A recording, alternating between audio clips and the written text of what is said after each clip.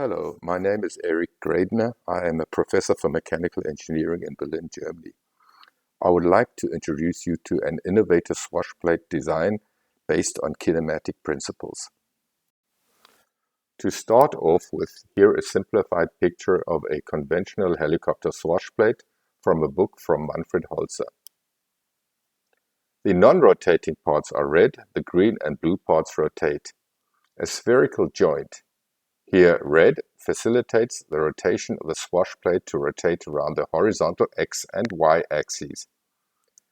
A sleeve enables a movement of the swashplate in the vertical Z direction. Of the 6 possible degrees of freedom, 3 are bound by the sleeve spherical joint combination. I will present a solution how this combination can be replaced by 3 rods. This figure depicts how this is facilitated with 3 rods. The fixed part 34 connected to the movable part 12 via 3 rods with ball joints 36 and 16. The connecting rods 24 can be actuated by pilot or servo input.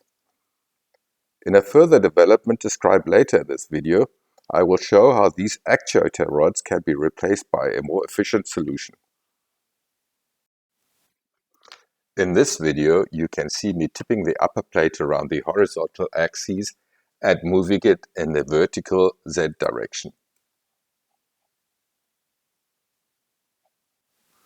This picture shows a drone in which this swashplate solution was implemented.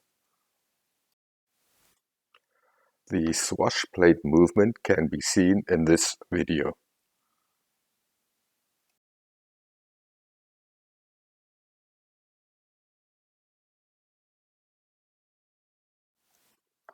As I have mentioned before, I have found a solution to replace the actuator rods by replacing the ball joints connecting the rods to the fixed part 134 with hinges with 1 rotational degree of freedom. These hinges can now be rotated with levers. The 3 levers can now be actuated by pilot inputs or servo motors. An alternative to this is to rotate the hinges 212 directly with a servo 213 around the axis 216. A combination of this solution with the previous one could be used to facilitate servo-induced pilot input. An additional reduction gear, here seen as belt drives, is another possible solution.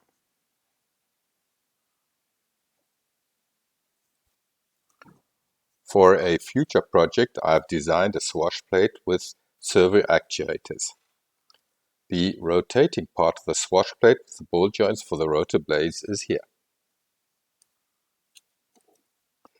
Here are the 2 joints connected to the control rods for the pitch angle of the rotor blades. The non-rotating part of the swashplate is held by 3 ball joints.